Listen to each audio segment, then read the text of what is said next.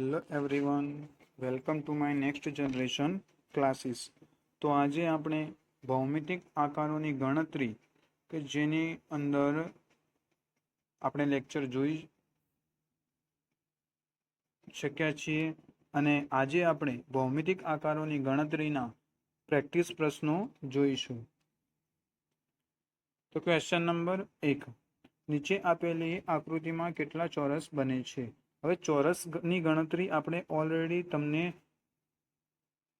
આગળના લેક્ચરમાં તમને શીખવાડી દઈશું. જો એ લેક્ચર તમે ના જોયું હોય તો પ્લીઝ પહેલાં પેલો લેક્ચર ભૌમિતિક આકારોની ગણતરીનું સંપૂર્ણ વિડીયો જુઓ અને પછી આ પ્રશ્નોની પ્રેક્ટિસ કરજો. હવે આવા પ્રશ્નોની પ્રેક્ટિસ માટે તમને કહ્યું પણ હતું કે જ્યારે પણ ચોરસની ગણતરી કરવામાં આવે ત્યારે ચોરસની ગણતરી એટલે કે 1 અને 2 જેટલા ખાના ઉપરની હરોળમાં છે તેટલા ખાનાની ગણતરી અને નીચેના ખાનાની ગણતરી એટલે કે 2 ગુણ્યા 2 એટલે કે 2 દુ 4 અને વધ્યો ખાનો 1 એટલે કે 4 વત્તા 1 બરાબર 5 એટલે કે ચોરસની ગણતરી કેટલી થશે? ટોટલ 5 જવાબ આવે. ઠીક છે. તેવી જ રીતે આ ચોરસની આપણે ગણતરી કરીશું. 1, 2, 3 અને 4. પહેલા આડી લાઈનની ગણતરી, પછી 2, 3 અને 4. અહીં 4 છે, અહીં પણ 4 છે, તો 4 ગુણ્યા 4 બરાબર 16. ઠીક છે. પછી 1, 2 અને 3, 2 અને 3, તો 3 ગુણ્યા 3 એટલે કે 3 ગુણ્યા 3 બરાબર 9. આ બાજુ 1, 2, આ બાજુ 2 એટલે કે 2 ગુણ્યા 2 બરાબર 4 અને આ બાજુ આવે 1 એટલે કે 1 ગુણ્યા 1 બરાબર 1. હવે બધાનો સરવાળો, ટોટલ સરવાળો કેટલો થશે? ટોટલ સરવાળો થશે 30. ઠીક છે. હવે આ જે આપણે ગણતરી કરી છે, જે ચોરસની બહારની ગણતરી કરી છે. ઠીક છે. હવે ચોરસની અંદરની ગણતરી કઈ રીતે કરીશું તે આ બાજુ જોઈશું. ઠીક છે. હવે બહારની ગણતરી થઈ ગઈ, તો અંદરની ચોરસની ગણતરી એટલે કે ટોટલ પહેલા આવ્યા 30. ટોટલ કેટલા હતા ચોરસ? 12ના ચોરસ 30. હવે અંદરના ચોરસની ગણતરી કઈ રીતે કે 1, 2, આ બાજુ પણ 2 એટલે કે 2 દુ 4 અને આ બાજુ ખાનો એટલે કે 1 એટલે કે ટોટલ કેટલા છે? 5. અને આવા ચોરસ અંદરના ચોરસ 1, 2, 3 અને 4 એટલે કે એક ચોરસની અંદર આપણને 5 ચોરસ છે અને એવા કેટલા ચોરસ છે? તો 4. 5 ચોક 20. હવે 20 અને આ બંનેનું શું કરી દેવાનો? સરવાળો એટલે કે 30 બહારના ચોરસ વત્તા 20 અંદરના ચોરસની ગણતરી. ટોટલ આ ચોરસની કેટલી ગણતરી આપણને જોવા મળે છે? તો 50 જોવા મળે છે. તો આન્સર શું આવે? Answer B. ઠીક છે. નીચે આપેલ આકૃતિમાં કેટલા ચોરસ બને છે? તેવી જ રીતે ચોરસની ગણતરી છે. 1, 2 અને 3. 2 અને 3 પહેલા અંદરની ચોરસની ગણતરી કરી લો એટલે કે 3 ગુણ્યા 3 બરાબર 9. આ બાજુ 1, આ બાજુ 2, આ ગણતરી પૂરી. હવે આ બાજુ 2 એટલે કે 2 ગુણ્યા 2 બરાબર 4 અને આ ચોરસ 1. ઠીક છે. 1 ગુણ્યા 1 બરાબર 1. હવે આ જેટલા પણ ચોરસ છે પહેલા ગણતરી કરી લો. 9 ને 1 10, 10 ને 4 14. હવે વધ્યા બહારના ચોરસ 1, 2, 3 અને 4. ઠીક છે. ટોટલ 14 વત્તા 4 બરાબર 18. તો ટોટલ ચોરસની ગણતરી કઈ કેટલી આવે? 18. તો જવાબમાં શું આવે? ડી. ઠીક છે.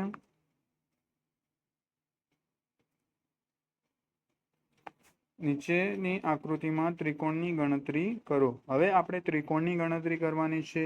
આ તમારા માટે ખૂબ જ ઇમ્પોર્ટન્ટ હશે, કેમ કે આવા પ્રશ્નો ખૂબ જ ઉપયોગી છે, જે પ્રીવાયક્યુઝની અંદર બહુ જ પૂછાય છે. હવે આવા ત્રિકોણની ગણતરી માટે એક ટોટલ પહેલા કેટલા ત્રિકોણ જોડે છે? 2, 3, 4 અને 5. હવે ટોટલ આપણને ત્રિકોણ જોડાય છે 5.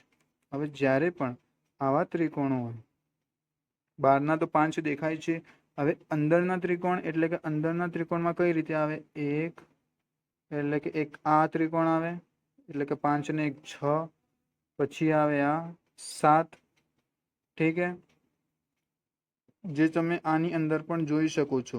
આ અંદરના ત્રિકોણ જેટલા પણ છે એ આની અંદર તમે જોઈ શકો છો કે ટોટલ અંદર પણ ત્રિકોણ કેટલા જોવા મળે છે, 5 ત્રિકોણ જોવા મળે છે. એટલે કુલ ત્રિકોણની સંખ્યા કેટલી થઈ જશે, 5 વત્તા 5 બરાબર 10. ઠીક હે, તો આવી જ રીતે આપણે ત્રિકોણની ગણતરી કરી શકાય. નીચેની આકૃતિમાં ચોરસની ગણતરી કરો. ઠીક હે, આની અંદર ચોરસ એકદમ સિમ્પલ છે. જે ચોરસ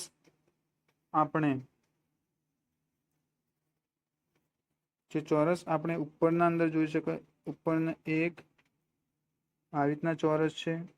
ઠીક હે, પછી આ ચોરસ જે છે બંનેની અંદર કોમન છે, 1 2 અને 2, આ બાજુ 1.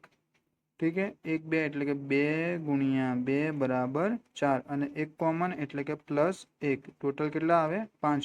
તો આની અંદર પણ 5 છે, તો આની અંદર પણ કેટલા આવશે 5, પણ 5 વત્તા 5 ટોટલ કેટલા આવે 10. ટોટલ કેટલા આવશે 10, પણ એક કોમન હોવાથી આની અંદર કોઈ પણ એકની અંદર એક ચોરસ નહીં આવે, એટલે કે 10 ઓછા 1 બરાબર 9. તો કુલ ચોરસ કેટલા આપણને જોવા મળે છે, 9. તો આન્સર એ. ઠીક હે,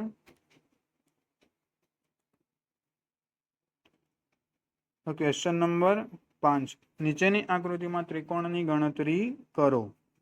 તો જ્યારે પણ ત્રિકોણની ગણતરી કરવામાં આવે તો તેના અલગ અલગ પાર્ટ કરી લેવા. અલગ અલગ પાર્ટ એટલે કે ઉપરનો જે ભાગ છે અહીં તમે જોઈ શકો છો. પછી આખો ત્રિકોણ જે છે એની પણ અલગ ગણતરી કરી છે, અને જે છે આ ભાગ જે છે એની પણ ગણતરી અહીં જોઈ શકો છો. એટલે કે ઉપર જ્યારે પણ ત્રિકોણની ગણતરી કરીએ છીએ ત્યારે આપણે કુલ ત્રિકોણ એટલે કે જેટલી પણ લાઈન જોવા મળે છે 1 2 અને 3, 1 વત્તા 2 વત્તા 3 બરાબર કેટલા ત્રિકોણ જોવા મળે છે, ટોટલ કેટલા ત્રિકોણ આવે છે 6. તો આવી જ રીતે ઉપરના બંને ત્રિકોણ 2 વત્તા 1 બરાબર આપણને 3 જોવા મળે છે. પછી આની અંદર 1 વત્તા 2 વત્તા 3 વત્તા 4 એટલે કે આ રહી લાઈન.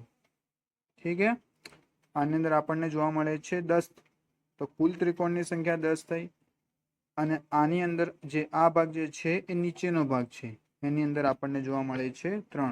તો ટોટલ આપણને કેટલા જોવા મળે છે, 3 વત્તા 10 વત્તા 3, ટોટલ આપણને કેટલા જોવા મળે છે 16.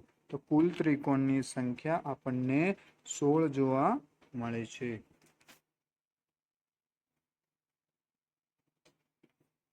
ક્વેશ્ચન નંબર 6, આમાં પણ આપણને ત્રિકોણની સંખ્યાની જ ગણતરી કરવાની છે.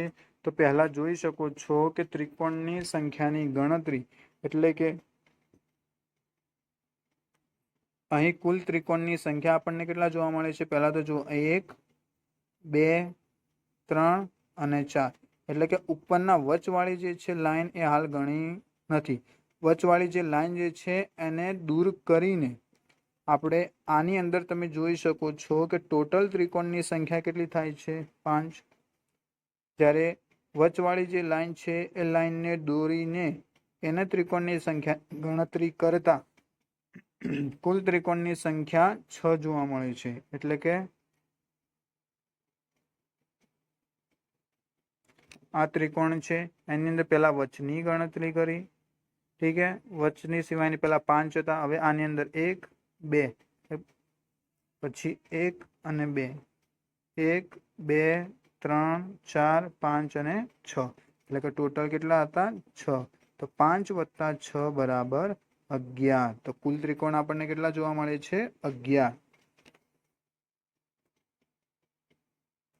ઠીક છે, અને નીચેની આકૃતિમાં ત્રિકોણની ગણતરી કરો. આવી રીતે સેમ જ, પણ આની અંદર પણ એક અલગ જ છે જે તમે જોઈ શકો છો. પહેલા ત્રિકોણ જે છે એ ત્રિકોણના આવી રીતના છે ત્રિકોણ, ઠીક છે। પહેલા આ ભાગની જે છે અલગ ગણતરી તમે જોઈ શકો છો આની અંદર, ઠીક છે। તો 1 2 અને 3 ઊભા હરોળમાં, એટલે કે અહીં ત્રિકોણ 3 વત્તા 2 વત્તા 1, તો ટોટલ કેટલા ત્રિકોણ થયા? ત્રિકોણની સંખ્યા આપણને 6 જોવા મળે છે।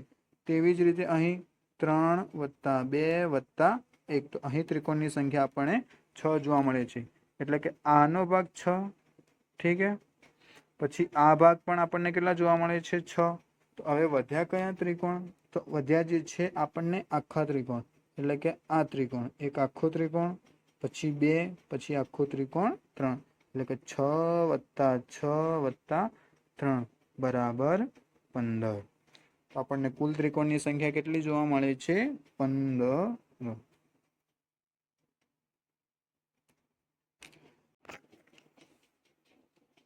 તો ક્વેશ્ચન નંબર 8, નીચેની આકૃતિમાં ત્રિકોણની સંખ્યા શોધો।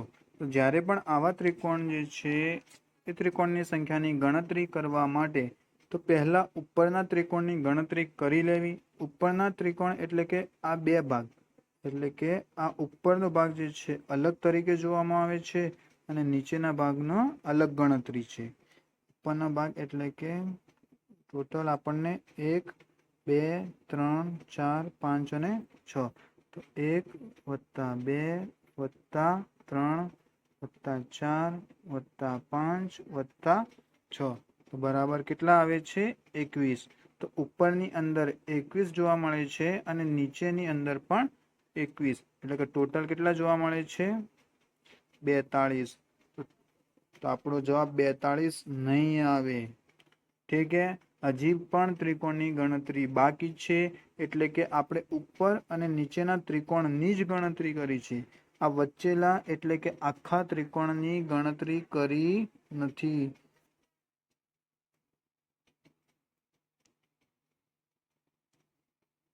કેટલા હતા? 21 વત્તા 21 બરાબર 42।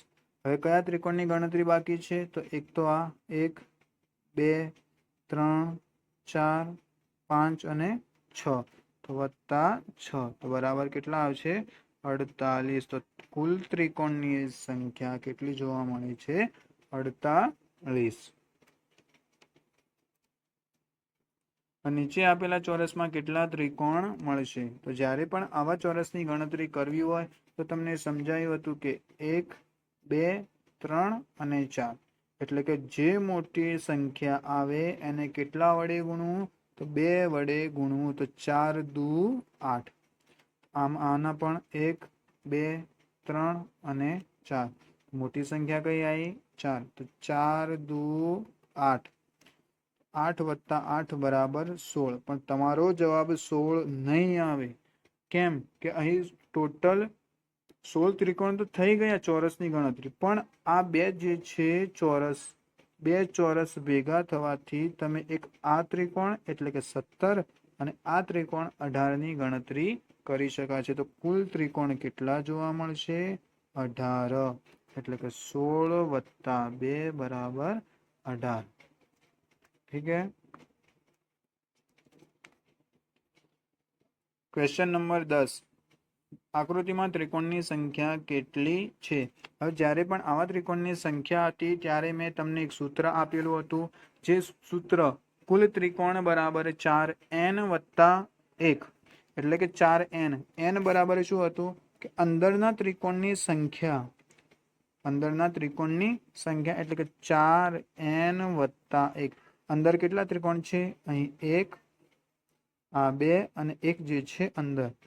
ત્રિકોણની અંદર કેટલા છે? તો 3, તો 4 કૌંસમાં 3 વત્તા 1, એટલે કે 4 તરી 12 વત્તા 1, તો ટોટલ કેટલા આવશે? આપણને 13 ત્રિકોણની સંખ્યા આપણને જોવા મળે છે। આશા રાખું છું કે બધા જ ક્વેશ્ચન તમને ખૂબ જ સરળતાથી સમજાઈ ગયા હશે, અને જો આ જે છે તમને ખબર પડી ના હોય તો પ્લીઝ એકવાર પાછો રિવાઇઝ કરીને તમે જોઈ શકો છો। Thanks for watching this video.